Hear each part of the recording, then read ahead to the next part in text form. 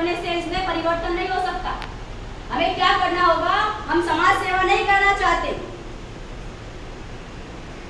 हम भारतीय विद्यार्थी छात्रा प्रकोष्ठ के लोग और राष्ट्रीय मूल निवासी महिला संघ के लोग, विद्यार्थी विंग के लोग, हम समाज सेवा नहीं करना चाहते। हम केवल समाज सुधारना भी नहीं चाहते। हम क्या करना चाहते हैं? हम समाज की व्यवस्था को परिवर्तन देना चाहते हैं। अब समाज सेवा और समाज सुधार क्या होता है? उदाहरण देके बताते हैं। हमारे गांव में किसी की शादी है, हमारे गांव में किसी के यहाँ शादी है, हमने क्या किया? उसकी शादी में पैसे का, अनाज का सहयोग कर दिया, उसको कहते हैं समाज सेवा। हमारे गांव में किसी के यहाँ शादी है, किसी का बच्चा बीमार है, उसकी शादी में हमने कुछ सहयोग कर दिया, उसे समाज सेवा कहते हैं। हमारे गांव में किसी की तबीयत खराब है, उसको लेके अस्पताल हम जाते हैं, उसको समाज सेवा कहते हैं। पहला, समाज सुधार का क्या मतलब है? कोई व्यक्ति, कोई आदमी शराब पीता हो और शराब पीना बंद कर दे तो कहते हैं समाज सुधार की तरफ जा। समाज में परिवर्तन किसको का उदाहरण किया बताते? समाज में परिवर्तन किसको कहते हैं? जिस फैक्ट्री में शराब का निर्माण होता है उस फैक्ट्री को बंद कर दो, परिवर्तन हो जाएगा। तो साथियों, जिस गली से गरीबी, बेरोजगारी, भुखमरी, रेप, बलात्कार, आतंकवाद, शिक्षा, भ्रष्टाचार निकल के आ रहा है, हम उस गली को बंद करना चाहते हैं, यानी हम परिवर्तन करना चाहते हैं। अगर हमने परिवर्तन कर दिया तो समाज सेवा और समाज सुधार ऑटोमेटिक हो जाएगा। तो हमें क्या करना पड़ेगा? हमें संगठन का राष्ट्रव्यापी स्तर पर निर्माण करना है। अब राष्ट्रव्यापी स्तर पर संगठन का निर्माण करना है, छात्राओं को लेकर आगे आना है, विद्यार्थियों को लेकर आगे आना है, महिलाओं को लेकर आगे आना है। तो आपको लगता होगा हम कैसे करेंगे? हम कैसे करेंगे? हमारे महापुरुषों ने जो काम किया हमें वही काम करना है, कोई अलग काम नहीं करना है, केवल तरीका बदल देना। हमारे महापुरुषों ने जो काम किया हमें वही काम करना है, केवल तरीका बदलना है। ब्राह्मण क्या करता है? ब्राह्मण अपना उद्देश्य नहीं बदलता है बल्कि देश बदलता है। ब्राह्मण कभी भी अपना उद्देश्य नहीं बदलता है, अपना देश बदलता है। वैसे हम हमारे विद्यार्थी छात्रा प्रकोष्ठ को लोग, राष्ट्रीय मूल निवासी महिला संघ के लोग, विद्यार्थी मोर्चा के लोग, युवा मोर्चा के लोग और आदिवासी छात्र संघ के लोग, छात्राएं हमारी जो है, इंडियन रिफर स्कॉलर एसोसिएशन जो है, इनको क्या करना है? इनको सिर्फ महापुरुषों के विचार का प्रचार प्रसार करना है। और किसके बीच में प्रचार प्रसार करना है? जैसे जो भक्तों का संगठन चल रहा था बुद्धा के समय, भिक्षु संघ और भिक्षुणी संघ। बुद्धा के समय में जो संगठन चल रहा था, बुद्ध के समय में भिक्षु और भिक्षुणी संघ, उसका क्या काम था? वो समाज में जाता था और समाज में क्या प्रचार करता था कि हम भारत के लोग समता, स्वतंत्रता, बंधुता और न्याय के आधार पर समाज और राष्ट्र का निर्माण करना चाहते। यानी बुद्धा के समय में जो व्यवस्था थी ब्राह्मण, क्षत्रिय, वैश्य, शूद्र, उसमें हमारी महिलाओं, हमारी बेटियों को कोई स्थान नहीं दिया गया था। यहाँ तक कि हमारे जो भाई लोग हैं, यानी हमारे जो पुरुष साथी है, उनको भी अछूत और पछूत माना गया था। तो बुद्धा ने कहा हमें समानता स्थापित करनी होगी, तो भिक्षु संघ का निर्माण किया। और भिक्षु संघ का निर्माण करने के बाद देखा जो हम परिवर्तन करना चाहते हैं वो परिवर्तन हो क्यों नहीं रहा। हम जो परिवर्तन करना चाहते हैं वो परिवर्तन हो क्यों नहीं रहा है। तो बुद्धा ने जब रिव्यू किया, बुद्धा ने समीक्षा किया, तो समीक्षा के आधार पर क्या पाया कि भारत की आधी आबादी महिलाओं की, यानी भारत की आधी आबादी 50% की आबादी बेटियां, लड़कियों और महिलाओं की है। तो बिना इनका संगठन साथ में बनाए हम कोई भी आंदोलन सफल नहीं कर सकते। तो बुद्धा ने कार्य संगत तरीके से सोचा। कार्य संगत का मतलब क्या है? वर्तमान में जो समस्या आपके साथ घट रही है उसी को आधार बना करके आपको आजादी का आंदोलन चलाना है। अगर आपने क्या किया, आपने कालेबाह तरीके से काम करने का प्रयास किया तो उसका रिजल्ट बहुत खतरनाक होगा। उदाहरण लेके बताते हैं। ये पेन है, ये पेन है, जब तक इसके अंदर स्याही होती है तब तक ये काले संगत होती है। जब तक इसके अंदर स्याही होती है तब तक ये काले संगत होती है। इसके अंदर की स्याही खत्म हो जाए ये काले बाय हो जाए। तो बुद्धा ने देखा कि महिलाएं की जो समस्या है वो ज्यादा संख्या में, पुरुष पे ज्यादा प्रकार की महिलाएं है, इनको कहीं स्थान नहीं दिया गया है, इनको बच्चा पैदा करने का मशीन माना गया है, तो कार्य संगत तरीके में हमें भिक्षुणी संघ का निर्माण करना पड़ेगा। भिक्षु और भिक्षुणी संघ को क्या किया? एक संदेश दिया कि आपको समाज में जाना है और समाज में क्या प्रचार करना है कि हम भारत के लोग, हम महिला पुरुष जो है, हम भारत के लोग समता, स्वतंत्रता, बंधुता और न्याय के समाज और राष्ट्र का निर्माण करना है। जब वो भिक्षु और भिक्षुणी संघ, जैसे वर्तमान में वामसेन के द्वारा, बुद्धा के द्वारा संगठन कौन सा बना? भिक्षु और भिक्षुणी संघ। वैसे वर्तमान में वामसेन के द्वारा विद्यार्थी और विद्यार्थी का संगठन बना है। उदाहरण के लिए बता रहे, उस समय भिक्षु और भिक्षुणी संघ समाज में जा रहा था कि लोग उनकी बात को नहीं सुन रहे, फिर लौट के आते हैं, बोले बुद्धा आपकी जो बातें आपने बताई है लोग हमारी बात को सुन नहीं रहे हैं। तो बुद्धा ने कहा समानता से बड़ा कोई विकल्प है क्या? समानता से बड़ा कोई विकल्प है क्या? उदाहरण देते हैं कि आपके पास संविधान से बड़ा कोई विकल्प है क्या? आपके पास संविधान से बड़ा कोई विकल्प है क्या? नहीं है। वैसे बुद्धा ने कहा क्या समानता से बड़ा कोई विकल्प है? क्या न्याय से बड़ा कोई विकल्प है? क्या आजादी से बड़ा कोई विकल्प है? तो भिक्षु और भिक्षुणी संघ ने कहा नहीं। बोले लोगों ने बात ही तो नहीं सुना ना, गाली क्यों नहीं दी? बोले जब गाली नहीं दी तो फिर जाओ। फिर भिक्षु भिक्षुणी संघ गया तो लोगों ने गालियां भी दी, फिर लौट के आया, बोले बुद्धा आपके लोगों ने गालियां दी। तो बुद्धा ने कहा अच्छा बताओ आजादी चाहती हो? अगर आपके सामने सवाल आए आजादी गुलामी में से, तो मैं 100% 200% गारंटी लेती हूँ आप आजादी को चुनेंगे। वैसे उसने हाँ आजादी चाहते हैं। बोले अच्छा लोगों ने गाली ही तो दी, मारा तो नहीं ना? बोले नहीं। बोले फिर भिक्षु और भिक्षुणी संघ गया, लोगों ने फिर मारा भी, फिर लौट के आए, बोले बुद्धा आपके लोगों ने मारा है, हमारे सर पे चोट आई है, हमारे हाथ में चोट आई है, हमारे पैर में चोट आई है। तो बुद्धा ने कहा आजादी चाहती हूँ? बोले हाँ चाहते हैं। बोले समानता से बड़ा कोई विकल्प है? बोली नहीं है। बोले एक बात बताओ लोगों ने मारा ही तो, जान तो नहीं गई ना? नहीं। बोले जाओ। फिर ले गए और जान देने तक उन लोगों ने इसका प्रचार प्रसार किया और बुद्धा के भिक्षु और भिक्षुणी संघ का 3 परिणाम आया। क्या? पहला महिलाएं यानी बेटियां आजाद हो गई, लड़कियां आजाद हो गई। बुद्धा के संगठन का 3 परिणाम क्या? पहला महिलाएं आजाद हो गई, दूसरा ज्ञान विज्ञान का विस्तार हुआ, तीसरा शूद्र जो लोग थे वो राजा महाराजा बने। पहला क्या हुआ? महिलाएं आजाद हो गई। दूसरा क्या हुआ? ज्ञान विज्ञान का विस्तार हुआ। बुद्धा के समय में तक्षशिला, अवंती, विक्रमशिला, उज्जैनी, नालंदा जैसे विश्वविद्यालय हुआ करते थे और आज के समय में 200 यूनिवर्सिटी जो टॉप 40 का एजुकेशन देती है, भारत की एक भी यूनिवर्सिटी उसमें शामिल नहीं है।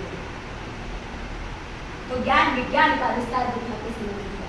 मौर्य सम्राट जैसे लोग राजा महाराजा बने।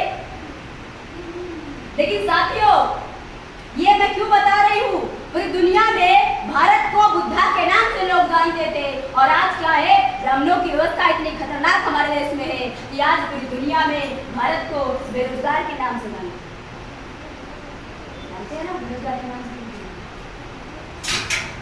अगर बेरोजगारी का हम सर्वे उठाए तो ज्यादा बेरोजगारी हमारे भारत में दिखती। तो ऐसा क्यों हुआ? बुद्धा ने राष्ट्रव्यापी संगठन बनाया तो उसका परिणाम निकल के आया, 3 परिणाम आया। वैसे ही हम जो संगठन चला रहे हैं, अगर हम राष्ट्रव्यापी संगठन विस्तार नहीं करेंगे तो हमें कोई परिणाम मिलने वाला नहीं है। हमारे देश में संतों गुरुओं का आगमन हुआ। हमारे जो बच्चे पीएचडी करते हैं, हमारे विद्यार्थी जो पढ़ाई करते हैं, उसमें संतों गुरुओं के आंदोलन को सिर्फ क्या बताया जाता है कि संतों गुरुओं ने भक्ति का आंदोलन किया था। होता है? अगर आप संतों का आंदोलन पढ़ो तो आपको किताबों में क्या मिलेगा? इस फला संत ने भक्ति का आंदोलन किया था। और क्या कहते हैं कि संत केवल शांति चाहता है, संत केवल शांति से आंदोलन करता है। आपको बताना चाहते हैं साथियों, हमारे जो कबीर साहब थे, चोखा मिले थे, रविदास साहब थे, ये लोग शांति नहीं बल्कि क्रांति करते हैं। हमारे संतों का आंदोलन शांति का और भक्ति का नहीं था, बल्कि क्रांति का आंदोलन था। अब अगर हमें गलत विचार मिल जाएगा, उसका परिणाम क्या होगा? जैसे हम जब मिलावटी भोजन खा लेते हैं, अगर हम बाजार में तेल खरीदने जाए खाने वाला और मसाला खरीदने जाए मिलावटी हमें मिल गया है, तो हमें इंडाइजेशन हो जाता है, हम बीमार पड़ जाते हैं, अस्पताल में एडमिट हो जाते हैं। वैसे ही अगर विचार हमारे दिमाग में आया तो हमारे भी बच्चे को अस्पताल में एडमिट कराना है। उदाहरण देके बता, एक बाल्टी अगर दूध है, एक बाल्टी दूध है, उसमें आधा नींबू काट कर निचोड़ दो, क्या होगा? दूध। अगर एक गिलास शुद्ध पानी है, उसमें एक बूंद जहर मिला दो, तो क्या होगा? वो पानी में पी सकते हैं क्या? नहीं पी सकते, पानी दूषित हो जाएगा। वैसे गलत विचार अगर हमारे दिमाग में आ जाएगा तो आने वाली पीढ़ियां, आने वाला भविष्य हमारा दूषित हो जाएगा।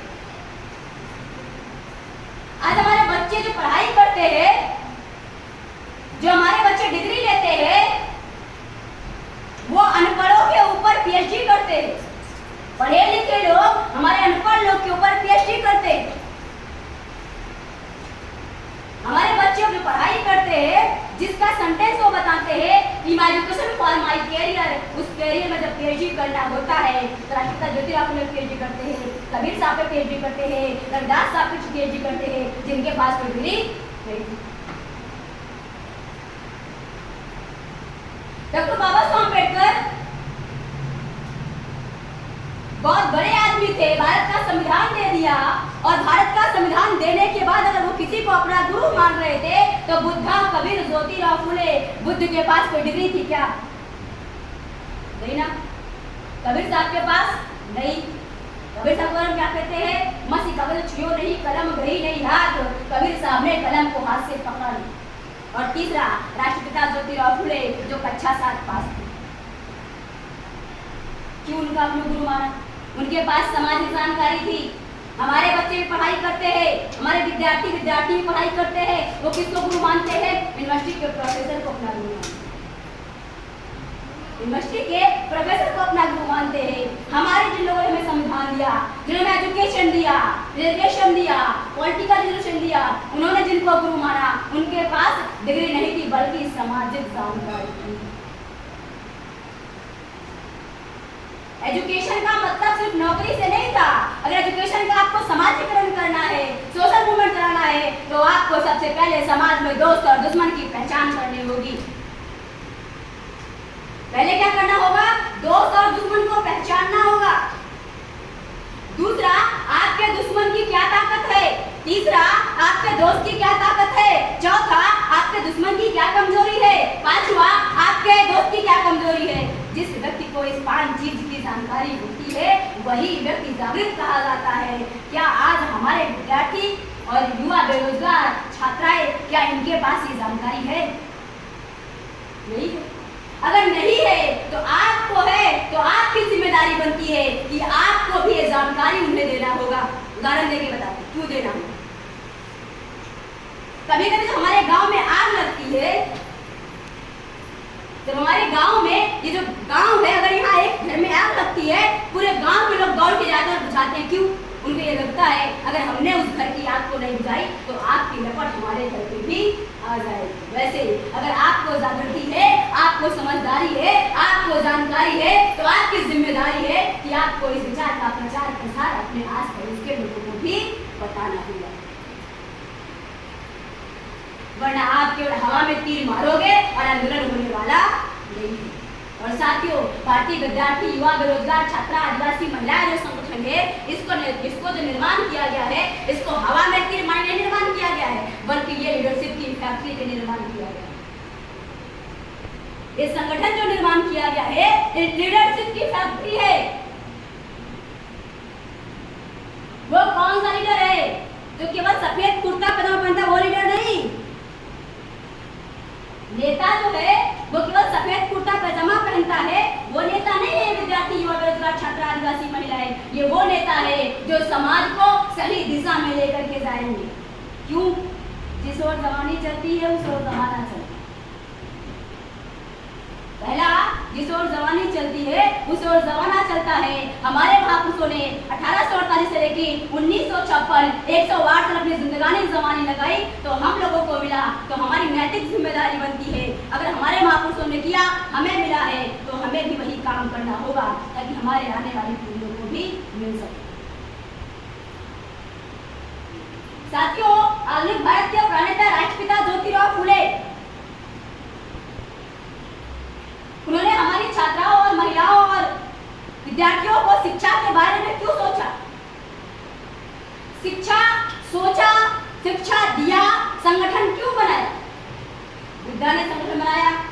संत जो लोग थे, अगर किसी का संगठन नहीं, संत का जो संगठन होता है, अगर कोई अपने आप को संत कहे, इसका मतलब उसके पास संगठन है। अगर संत का मतलब ही संगठन, अगर संत अकेला है तो उसके पास कोई संगठन नहीं है। यानी हमारे संत गुरुओं ने हमारी मुक्ति का आंदोलन चलाया। उसका परिणाम क्या हुआ?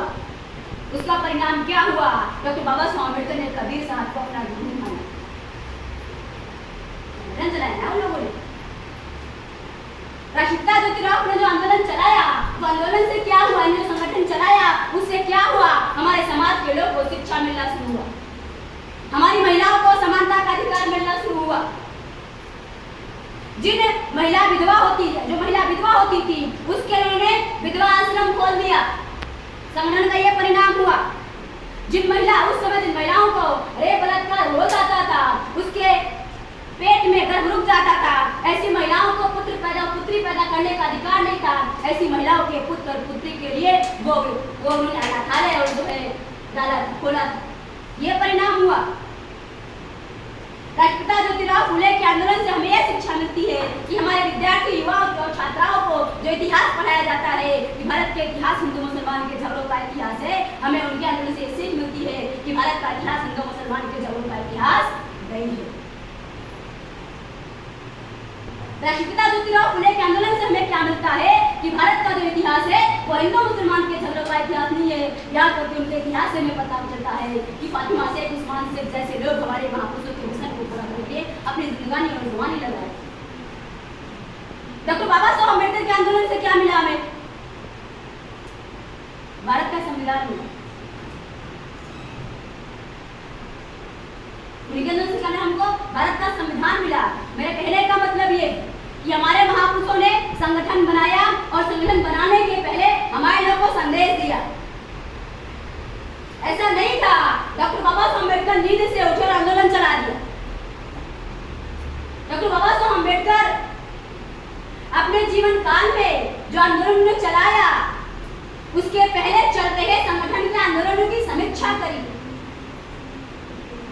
वो जो आंदोलन चला रहे थे, उसके पहले जो आंदोलन चले उसकी समीक्षा की, संगठन की समीक्षा की और समीक्षा करके 3 कमियां निकाली। पहला, डॉक्यूमेंटेशन नहीं, दूसरा कम्युनिकेशन नहीं, तीसरा केवल क्षेत्रीय संगठन। पहला, डॉक्यूमेंटेशन नहीं था, दूसरा कम्युनिकेशन नहीं था, तीसरा क्षेत्रीय संगठन। डॉक्यूमेंटेशन का मतलब आपको बताते हैं। आज भारत का संविधान हमारे लिए डॉक्यूमेंट है ना? बुद्धा एंड धम्मा हमारे लिए डॉक्यूमेंट है। इस्लाम साहब की लिखी हुई किताबें हमारे लिए डॉक्यूमेंट है, हमारे भविष्य के लिए डॉक्यूमेंट है। ये अगर जहां हम ये हॉल में बैठे हैं, अगर इस हॉल को किसी ने रेंट पे लिया होगा, उसके पास इस हॉल का एग्रीमेंट पेपर नहीं होगा। अगर वो लाख भर के लिए इसको हमने लिया है, उसके पास एग्रीमेंट पेपर नहीं है, तो वो लीगल नहीं माना जाएगा। यानी डॉक्यूमेंट ना होने से वो ये हॉल उसके पक्ष में नहीं दिया जाएगा। हमने जिस जमीन पे अपना घर बनाया है, अगर वो जमीन के कागजात हमारे पास नहीं होंगे तो हम हाई कोर्ट, सुप्रीम कोर्ट कहीं भी चले जाए, हमें वो जमीन हमारे लिए मिलने वाली नहीं है, क्योंकि हमारे पास उसका कागज तो है नहीं, दस्तावेज तो है नहीं। यानी डॉक्यूमेंटेशन का कितना बड़ा महत्व है। डॉक्टर बाबा साहब अम्बेडकर ने जितने आंदोलन चलाया उसका डॉक्यूमेंट है। दूसरा, कम्युनिकेशन। कम्युनिकेशन का मतलब ये है गरीबी, बेरोजगारी, भुखमरी, रेप, बलात्कार, अशिक्षा, आतंकवाद, ये जो समस्या है, क्या केवल आपके इस महाराष्ट्र की समस्या है? नहीं ना, केवल यूपी की है नहीं, केवल बिहार की है नहीं, केवल मध्य प्रदेश की नहीं, ये समस्या किसकी है? राष्ट्रव्यापी। तो हमें कम्युनिकेशन का मतलब क्या है? यूपी का बिहार से कम्युनिकेशन होना चाहिए, बिहार का महाराष्ट्र से, महाराष्ट्र का मध्य प्रदेश से, मध्य प्रदेश का पश्चिम बंगाल, यानी हर राज्य में कम्युनिकेशन होना बहुत जरूरी है। उदाहरण के लिए आप प्रदेश स्तर के कार्यकर्ता यहाँ बैठे होंगे, यानी प्रदेश कार्यकारिणी के लोग यहाँ बैठे होंगे, जिला स्तर के लोग बैठे होंगे, यानी जो प्रदेश के कार्यकर्ता है उनका कम्युनिकेशन विभाग से, विभाग का कम्युनिकेशन जिला से, जिला का कम्युनिकेशन तहसील से, तालुका से, और तालुका का कम्युनिकेशन क्या होना चाहिए? गांव और ब्लॉक से होना चाहिए। ये कम्युनिकेशन होना बहुत जरूरी है। स्वराज संगठन का विस्तार 22 राज्यों में कम्युनिकेशन करके पूरी की। तीसरा, क्षेत्रीय संगठन। अगर आपने अकेले काम करने का निर्णय किया या किसी क्षेत्र में काम करने का निर्णय किया, समस्या राष्ट्रव्यापी है और आपने केवल महाराष्ट्र में ही संगठन चला करके निराकरण करने की सोची, तो उसका 3 परिणाम होगा। अगर आपने केवल जिला में, तालुका में, गांव में, गली में संगठन बना के, यानी एक क्षेत्र का संगठन बना के काम करने का रिजल्ट अगर आपने चाहते हैं, तो उसका 3 रिजल्ट आता है। क्या परिणाम होता है? पहला, या तो आप मैदान छोड़ के भाग जाएंगे। अगर आपने संगठन का राष्ट्रव्यापी स्तर का ढांचा नहीं तैयार किया, केवल क्षेत्र के संगठन में काम करने का प्रयास किया, उसका पहला परिणाम क्या होता है? आप मैदान छोड़ के भाग जाएंगे। दूसरा, अगर आप मैदान छोड़ के भी नहीं भागे, तो दूसरा क्या होगा? आप समझौता कर लेंगे। बहुत सारे नेता मैदान छोड़ के भागते हैं ना। उदाहरण के लिए अभी हमारे जो विद्यार्थी, युवा, नौजवान जिसके लिए कार्य करते हैं, चंद्रशेखर रावल, उसने समझौता कर लिया ना, अकेले लड़ रहे। हमारी किसी की आपत्ति नहीं, किसी विरोध नहीं है, वो हमारे समाज के लोग हैं, लेकिन क्या है, संगठन राष्ट्रव्यापी ना होने से क्या नुकसान सहना पड़ सकता है? पहला, या तो हम मैदान छोड़ के भागेंगे, अगर हम मैदान में छोड़ के भागे, दूसरा हम समझौता कर लेंगे, और तीसरा, अगर हम मैदान भी छोड़ के नहीं भागे और हमने समझौता भी नहीं किया, तो हम मार दिए जाएंगे। उदाहरण देते, डॉक्टर रोहित वेमुला हैदराबाद यूनिवर्सिटी के स्टूडेंट, पीएचडी स्कॉलर, अंबेडकर संगठन चला रहे थे यूनिवर्सिटी के अंदर, और भिड़े किसके? अखिल भारतीय विद्यार्थी परिषद से पहाड़ संगठन से भिड़ गए। अंजाम क्या हुआ? उनकी मौत हो गई। डॉक्टर पायल तडवी, अगर उनके पास राष्ट्रव्यापी संगठन होना तो उनकी भी मौत ना होती। डेल्टा जीसा, अगर इनके पास भी राष्ट्रव्यापी संगठन में जुड़े हुए होते, तो आज उनको भी हमारे बीच में जिंदा होते। बहुत सारे ऐसे उदाहरण आपके सामने है कि आपका जो है वो कलेजा दहल जाता होगा, काश हम इन लोगों को बचा। तो साथियों, अगर हमने राष्ट्रव्यापी संगठन बना करके काम करने का प्रयास नहीं किया, यानी संगठन को राष्ट्रव्यापी स्तर पे खड़ा नहीं किया, तो क्या होगा? वर्तमान में अगर हमें हमारी गुलामी नहीं सुनाई देगी, यानी वर्तमान में हमें हमारी गुलामी का एहसास नहीं होगा, तो आने वाली पीढ़ियों की हमें चीखें सुननी पड़ेंगी।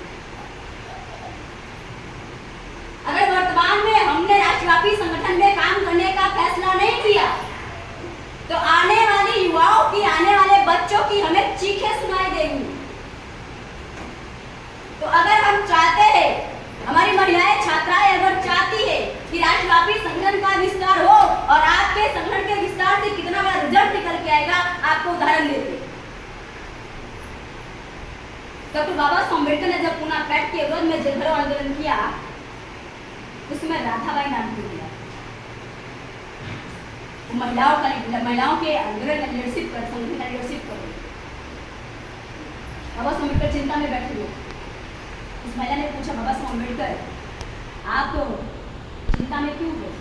बाबा साहब अम्बेडकर ने कहा, मैंने जेल भरो आंदोलन की घोषणा तो कर दी है, लेकिन मुझे इस बात की टेंशन है, इस बात की चिंता है, कोई जेल जाएगा या नहीं जाएगा। ये चिंता मिश्राम साहब को नहीं रहती, ये चिंता विराम साहब को रहती। क्यों चिंता क्यों रहती है? कि हमारे महापुरुष ने चिंता किया ना। चिंता इसलिए रहती है, विराम साहब टाइम बॉन्ड कार्यक्रम चलाते हैं, विराम साहब टाइम बॉन्ड पे कार्यक्रम देते हैं, और हम टाइम पे जब काम नहीं करते, फिर हम सवाल करते हैं। साहब आपने कहा था घर 20 में आज़ादी मिल जाएगी, अभी क्यों नहीं मिली? क्या साहब ने अकेले अपने भरोसे कहा था क्या? आपको साथ लेके कहा था ना। तो उस समय जब ये बात हुई तो उस महिला ने कहा बाबा साहब अम्बेडकर आप चिंता मत करो, आप चिंता मत करो, मेरा 13 लोग का परिवार, कितने लोग का? 13 लोग का परिवार, कोई जेल जाए या ना जाए मैं जरूर 13 लोग के साथ जेल जाऊंगी। वो महिला जेल जाती, विवरण में वो महिला जेल चली जाती, परिवार के साथ जाती। जज क्या बोलता है, तुम जेल क्यों जा रही हो? तो उस महिला ने जानते क्या जवाब दिया, जज साहब आपका काम फैसला करना है, सलाह देना नहीं। क्या आपका काम है? आपका काम फैसला करना है, न्याय देना है, सलाह देना नहीं। हम जेल आंदोलन में आए, हमें जेल में डालो, ये न्याय होता है, सलाह मत दो हम जेल क्यों जा रहे हैं। और क्या हुआ, जज साहब गुस्सा हो गए, उन्होंने कहा ठीक है जेल में डालो। वो जेल में गई, जब जेल में गई तो पत्रकार ने पूछा आप जेल क्यों जा रही है? तो उसने कहा बाबा साहब अम्बेडकर का आदेश है। फिर पूछा आपको क्या मिलेगा? उस महिला ने कहा मुझे मिले या ना मिले लेकिन मेरे परिवार और मेरे समाज को मिलना चाहिए, मैं इसके लिए जेल जा रही हूँ। तो अगर महिलाओं छात्राओं का हम संबोधन करा करते हैं तो पूरा परिवार आंदोलन का सहभागी होगा, पहली बात। दूसरा बात, हमारी महिलाएं छात्राओं के अंदर ये हम उदाहरण पेश कर रहे हैं कि हमें मिले या ना मिले लेकिन हमारे आने वाली पीढ़ियों को मिलना चाहिए। भारतीय विद्यार्थी छात्रा प्रकोष्ठ के राष्ट्रीय प्रभारी एक बात कहते हैं कि अगर विद्यार्थियों और नौजवानों ने अपना 10 साल का कीमती समय संगठन में लगा दिया तो आने वाले समय में इस देश के शासक होंगे। क्या होंगे? इस देश के शासक होंगे। अगर शासक बनना है तो शासक जैसी सोच निर्माण करनी होगी,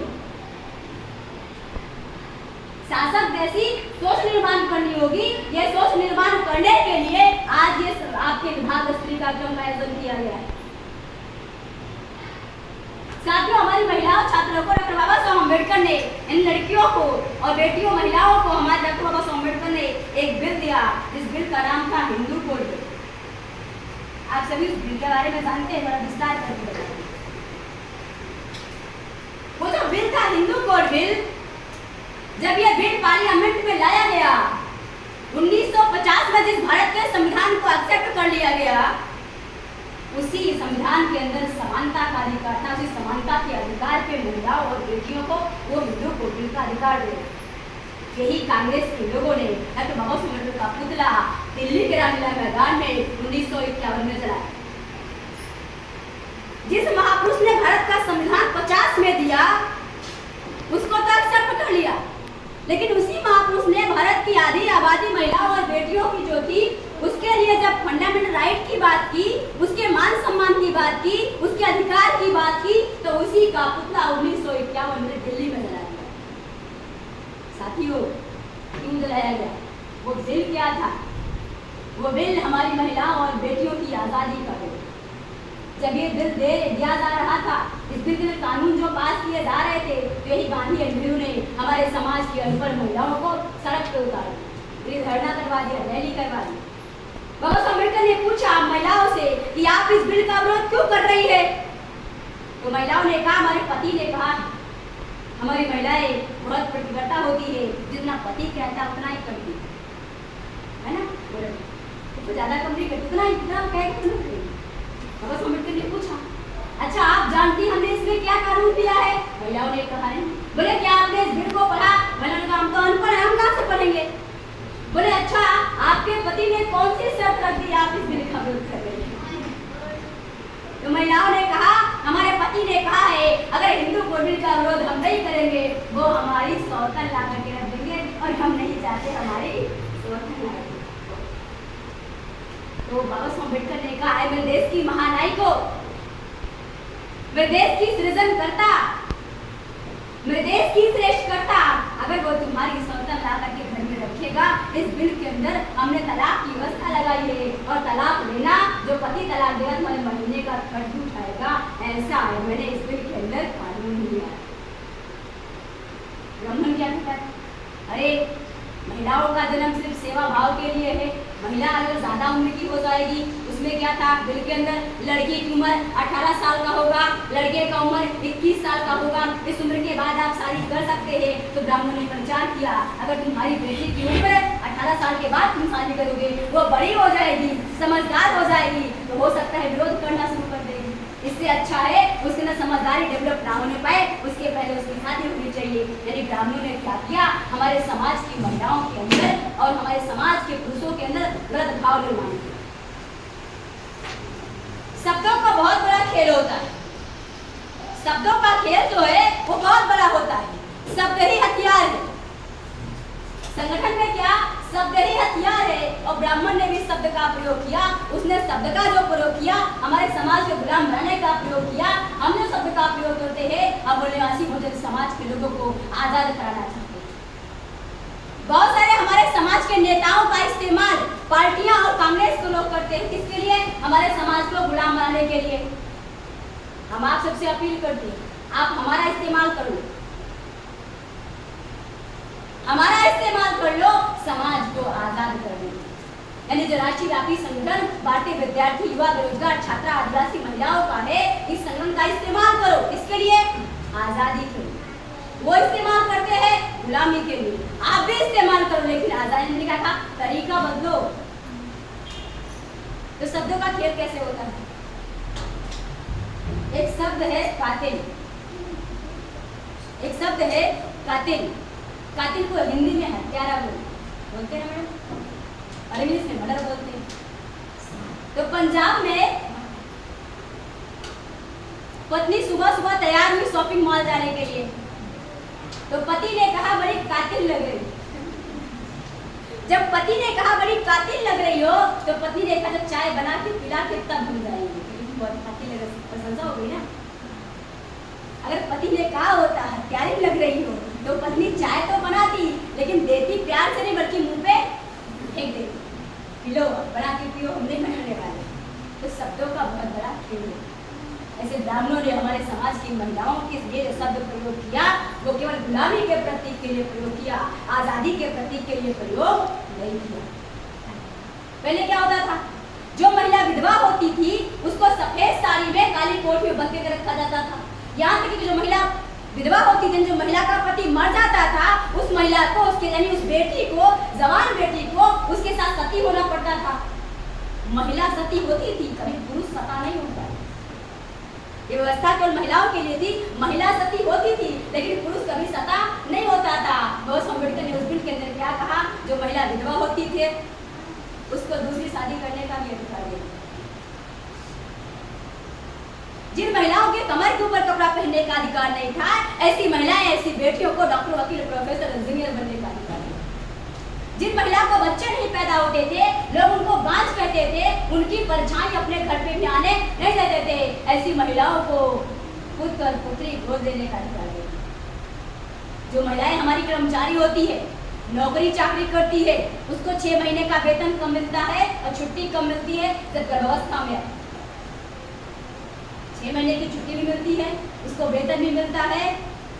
ये भी डॉक्टर बाबा साहब अम्बेडकर ने उस बिल के अंदर अपने कलम से लिख करके दी। हमारी महिलाओं और छात्राओं को नहीं पता।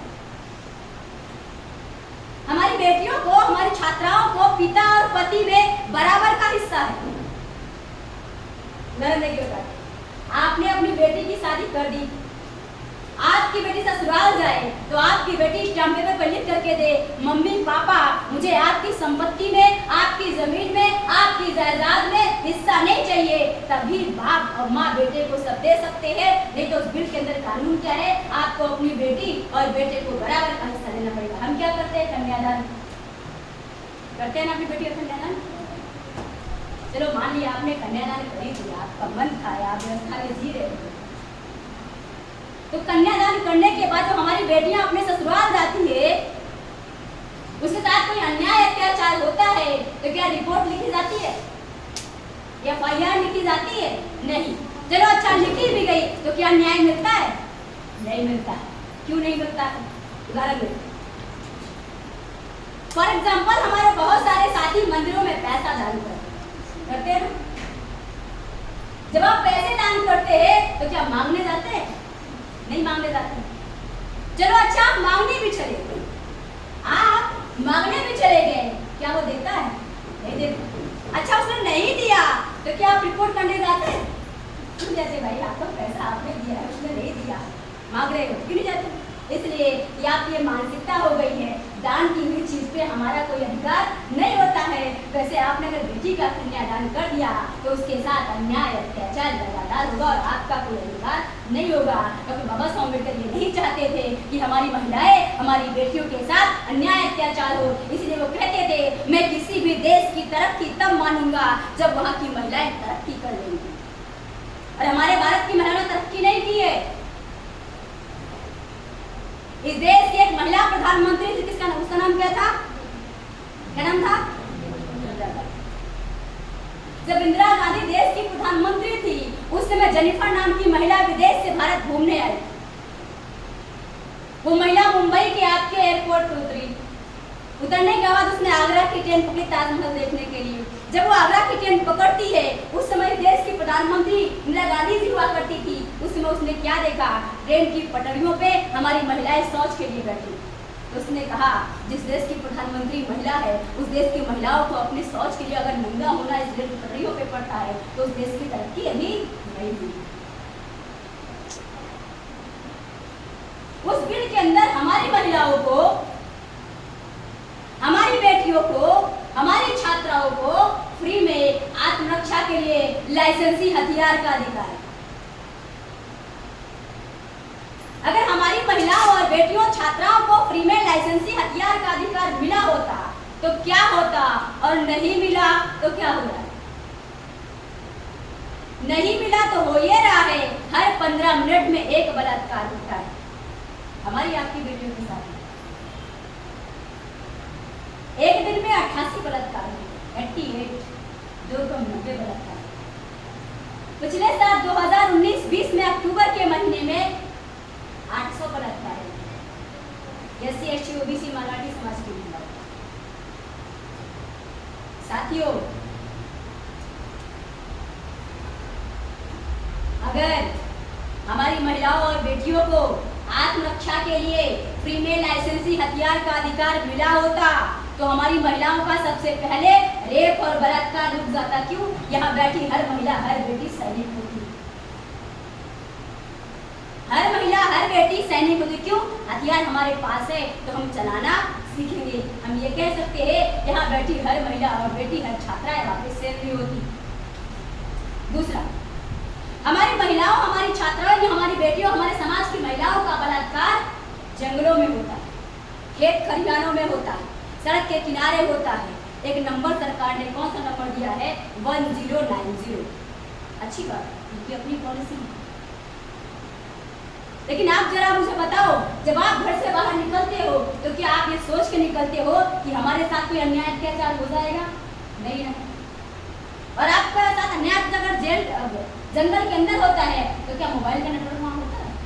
नहीं ना। मेरा कहने का मतलब ये है हमारी महिलाओं का अगर रेप बलात्कार होता वहाँ पे 1090 काम करे या ना करे, वो जो आत्मरक्षा का लाइसेंसी हथियार है वो जरूर काम करता। मोबाइल काम करता या नहीं करता लेकिन वो हथियार जरूर काम करता। दूसरा और तीसरा, हमारी महिलाओं और छात्राओं के पास कोई गुंडा मवाली आने की जरूरत नहीं करता। चौथा, अगर गलती से आ भी जाता तो पांचवा, उस बंदूक में 6 गोलियां होंगी। कितनी होती है? 6 गोलियां। 3 गोलियां आप महिलाएं और छात्राएं उसकी खोपड़ी में जब उतारेंगी तो क्या होगा? अगर आप सोचते हुए तो आपका परिवार सुरक्षित होगा, आपका परिवार तो आपका घर, आपका घर तो आपका समाज, आपका समाज तो आपका देश सुरक्षित होगा। लेकिन आज तक हमारी महिलाओं को फ्री में लाइसेंसी हथियार का अधिकार नहीं दिया। साथियों, स्वामी रामा पेरियार साहब आजादी का मतलब क्या कहते हैं? आजादी का मतलब एक लाइन में वो कहते हैं, आपकी जवान बेटी, हमारी जवान बेटी रात में 12 बजे 2 किलोमीटर पैदल जाए और सुरक्षित वापस घर लौट करके आए, उसको आजादी कहते हैं। आज है क्या? इसका मतलब हम गुलाम। इसका मतलब आजाद भारत के हम गुलाम लोग हैं। हमारे महापुरुषों ने हमें ये संदेश दिया कि हमारे समाज के लोग, अगर आप समस्या का समाधान करना चाहते हैं तो संगठन की शक्ति के साथ ही किसी भी समस्या का समाधान किया जा सकता है। जो ओबीसी समाज के थे, उन्होंने कहा आप अगर रास्ते से जा रहे हो और रास्ते में एक तरफ से ब्राह्मण आता हुआ दिखाई दे और दूसरी तरफ से सांप आता दिखाई दे, आप किसको मारोगे? जाहिर सी बात हमारे तो नहीं, सांप को मारोगे, है ना। उन्होंने क्या कहा, अगर आप रास्ते से जा रहे हो और रास्ते में ब्राह्मण और सांप दोनों मिल जाए, दोनों में से किसको पहले मारोगे? सांप को मारेंगे, आप भी को सांप को मारेंगे। मैंने कहा ना ना ना, ऐसी गलती मत करना। अगर सांप को मारोगे और अगर सांप डसेगा तो केवल एक ही व्यक्ति मरेगा। अगर सांप ने डसा तो केवल एक ही व्यक्ति मरेगा, अगर ब्राह्मण डसेगा तो पूरी दुनिया मर जाएगी। इसीलिए सांप को छोड़ देना, ब्राह्मण का इलाज करना। और हमारे बहुत सारे साथी क्या करते हैं, नहीं सारे ब्राह्मण खराब नहीं होते, कुछ ब्राह्मण अच्छे भी होते। तो बामसेब के राष्ट्रीय प्रवक्ता जानते क्या बोलते हैं? वो क्या बोलते हैं, अच्छा कुछ ब्राह्मण अच्छे होते हैं, बादाम बहुत अच्छा होता है। बादाम जो है वो बहुत अच्छा होता है, लेकिन अगर गोबर और कीचड़ में गिर जाए, हम कहे अच्छा है धुल के खाओ, तो क्या खाओगे? नहीं ना।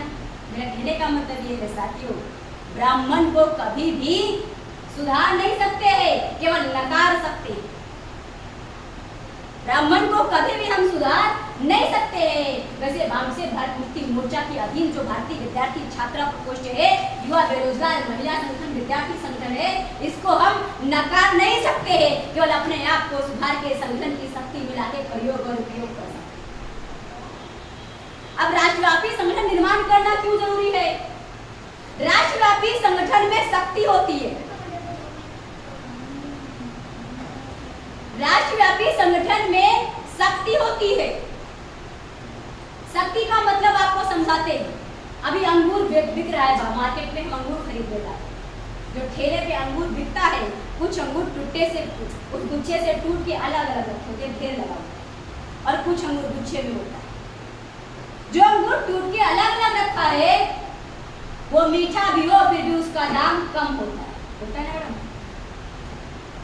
लेकिन जो अंगूर गुच्छे में है, अगर वो खट्टा भी हो फिर उसका दाम ज्यादा होता है, क्योंकि वो संगठन में, और संगठन में क्या होता है, शक्ति होती है। राष्ट्रव्यापी संगठन में क्या होता है, शक्ति होती है। दूसरा उदाहरण आपको देते हैं, एक बंदूक होती है और बंदूक की गोली होती है। अगर बंदूक से गोली निकाल के आपको मारे तो क्या चोट लगेगी? नहीं ना। लेकिन बंदूक में गोली भर के मारे तो इंसान की जान भी जा सकती है। वैसे ये भारतीय विद्यार्थी छात्रा प्रकोष्ठ और राष्ट्रीय मूल निवासी महिला संघ ये बंदूक है। ये क्या है? ये बंदूक है। आप गोली हो, जैसे आप इसके अंदर आओगे तो शक्ति का विस्तार होगा। अकेली गोली किसी काम की, जैसे बंदूक में आती तो काम करती है, वैसे आप अकेले किसी काम के लिए हो, लेकिन संगठन में आते हो तो गोली जैसा काम करोगे। तो गोली सच में नहीं मारनी है, गोली की गोली चलानी है। सच में गोली नहीं चलाना है, उसके लिए आपको संगठन में आना। क्यों? संगठन में होता है शक्ति होती है, और राष्ट्रव्यापी संगठन में जो शक्ति होती है, आप राष्ट्रव्यापी संगठन में काम करना चाहते हो, मान सम्मान की लड़ाई लड़ना चाहते हो, माता सावित्रीबाई फुले फातिमा शेख का मिशन पूरा करना चाहते हो, तो आपको काम करने के साथ साथ पहले तो अपना नजरिया चेंज क्या करना पड़ेगा। आपने जिसके लिए पढ़ाई करी, my education for my career, जो कैरियर आपका खत्म किया जा रहा है, ज्यादा कुछ नहीं बताऊंगी, इस लॉकडाउन के रिसेंट मामले आपको बताती हूँ। हमारे विद्यार्थी व बेरोजगार छात्राएं जो है, इनका जो कैरियर खत्म किया गया, बहुत दूर का छोड़ो, बहुत दूर का अगर मैं बताना चाहूँ तो बहुत लंबा इतिहास, बहुत लंबा सिलेबस हो जाएगा। आपको लॉकडाउन की बात बता, केवल विद्यार्थी और युवा बेरोजगार छात्राओं की बात है, महिलाओं की बात। लॉकडाउन में सबसे पहला जो केस हमारे सामने आया वो महिलाओं के ऊपर रेप का केस आया, हाथरस का मामला आया ना, लॉकडाउन में आया मामला। दूसरा न्यू एजुकेशन पॉलिसी आई 2020, वो विद्यार्थी छात्राओं के लिए आई। तीसरा एनपीआर आया, और सॉरी एनआरए आया, नेशनल रिक्रूटमेंट एजेंसी, ये भी हमारे विद्यार्थियों और छात्राओं के लिए। ये 3 कानून लॉकडाउन में सिर्फ हमारे विद्यार्थी छात्राओं के लिए बनाए, महिलाओं के लिए। पहला रेप का, जिसमें आज तक उसको न्याय नहीं मिला, वो मामला सिर्फ उछाला गया, उछालने के बाद बिहार के चुनाव में उसको समाप्त कर दिया गया रिजल्ट आने के बाद। दूसरा कानून बहुत सारे आए, जो आपका कानून, आपका अधिकार, मैं उसी पर चर्चा कर रही थी। बहुत सारे कानून लॉकडाउन में आए, मजदूरों के भी विरोध में कानून बना, किसानों के विरोध में कानून बना। हमारे मजदूर भाई फंसे थे, यहाँ की गर्भ अवस्था में महिलाएं पैदल चल के अपना प्रसव जो है वो सड़क पे किनारे, यानी बहुत सारे कानून आए। लेकिन आप विद्यार्थियों के कानून उसके बारे में बताएं। नई शिक्षा नीति में हमारे बच्चों को ये कहा जाए, नई शिक्षा नीति जो लागू की जा रही है वो मनुस्मृति कानून। जैसे मनुस्मृति कानून में हमारे लोग को अधिकार वंचित रखा जाता था, तो बचपन में हमारे बच्चे कामगार बनते थे, वैसे नई शिक्षा नीति में एक कानून है, जिस कानून को क्या कहा गया कि आपके जो बच्चे होंगे 8 साल से लेकर के 14 साल तक के बच्चे होंगे, उनको हम प्रधानमंत्री कौशल विकास योजना के तहत काम सिखाएंगे। अगर छोटे से बच्चे को आप काम सिखाओगे तो इसका मतलब वो बाल कामगार पैदा किए जाएंगे। चौथा, हमारे बच्चों की डिग्री, ग्रेजुएशन हमारी बच्चियां और बच्चे कर रहे थे, वो ग्रेजुएशन 4 साल का कर दिया। पहले 3 साल का होता था, अभी 4 साल का कर दिया। बहुत सारे उदाहरण इसमें है। वो करीब MHRD की रिपोर्ट होगा, भारी भरकम रिपोर्ट है, उस पर चर्चा करने का मतलब एक दिन का बहस छेड़ देना।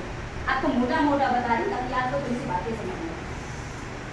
क्या कहा, अगर आपने पहले साल की डिग्री ली तो आपको सिर्फ और सिर्फ प्रमूलता प्रमाण पत्र दिया जाएगा। 2 साल की ली तो डिप्लोमा प्रमाण पत्र दिया जाएगा। 3 साल की लिया तो डिग्री प्रमाण पत्र दिया जाएगा। अगर आपने 4 साल का पूरा कर लिया तो डिग्री प्रमाण पत्र आप बेटियों और छात्राओं को दिया जाएगा, महिलाओं और जो विद्यार्थी ग्रेजुएशन कर रहे हैं उनको दिया जाएगा। मैं समझ में नहीं आती 4 साल की डिग्री क्यों कर रहे हैं और हमारे बच्चे को 1 साल का सर्टिफिकेट देके क्यों उनका मुंह बंद कर रहे हैं। हवाला क्या दिया कि हमारे बच्चों के पास पैसे नहीं होते हैं, जिसकी वजह से वो पढ़ाई नहीं कर पाते हैं, इसलिए हम ये चाहते हैं वो अगर 1 साल की पढ़ाई करे तो उनकी पूरी डिग्री का एक महत्व हो जाएगा। तो सवाल ये खड़ा होता है, जो 3 साल की डिग्री योग्यता के आधार पर हमें नौकरी मिलती थी, क्या 1 साल की डिग्री में वो नौकरी मिलेगी? पहला। दूसरा, क्या हमें 1 साल की नौकरी में 3 साल की डिग्री वाला अवसर मिलेगा? साथियों,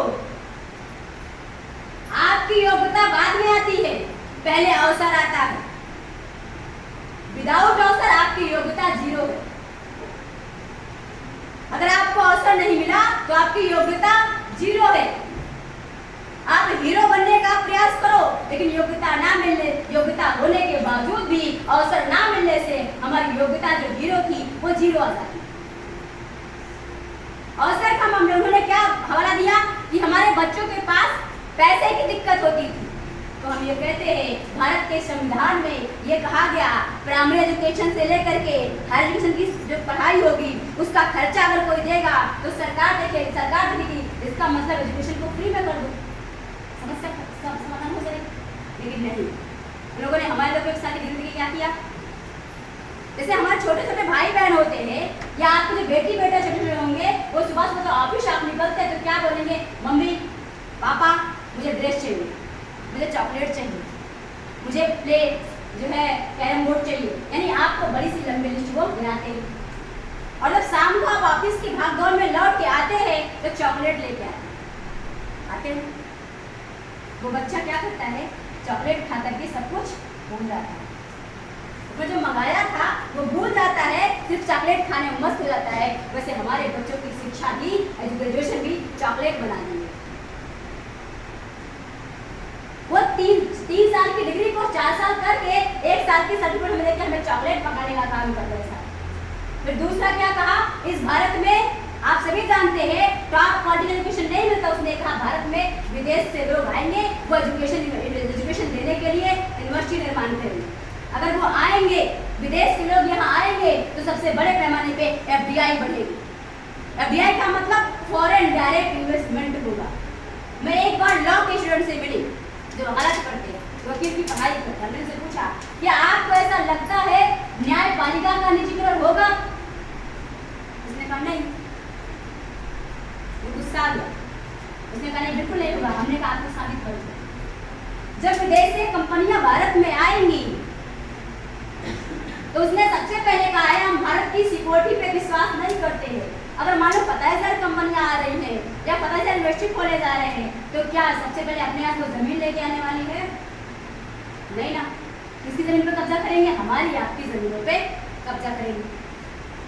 दूसरा क्या होगा? क्या वो आपके पार्टनरशिप का मौका देने वाले हैं? क्या बराबरी का मौका उस कंपनी में देने वाले हैं? नहीं देने वाले। तीसरा, अगर आपको मान लिया कोई नौकरी दे भी दी और आपके साथ अन्याय अत्याचार उस कंपनी के अंदर होता है तो क्या वह यहाँ की कोर्ट में आपको न्याय दिलवा देंगे? नहीं, वो क्या कहेंगे जहाँ की कंपनी है वहां जाके लड़ो। हो गया निजीकरण। तो ये उस एजुकेशन पॉलिसी के अंदर भी एफडीआई का भी प्रावधान किया, यानी मल्टी फोल्डेड काम उसके अंदर किया गया। और तीसरी अहम बात, हमारी 50% की छात्राएं हैं उनके लिए कोई प्रावधान नहीं। वो कैसे आगे बढ़ेंगे, कैसे उनका सिस्टम फॉलो होगा, उनको कैसे एजुकेशन दी जाएगी, उसका कोई भी प्रावधान नहीं है।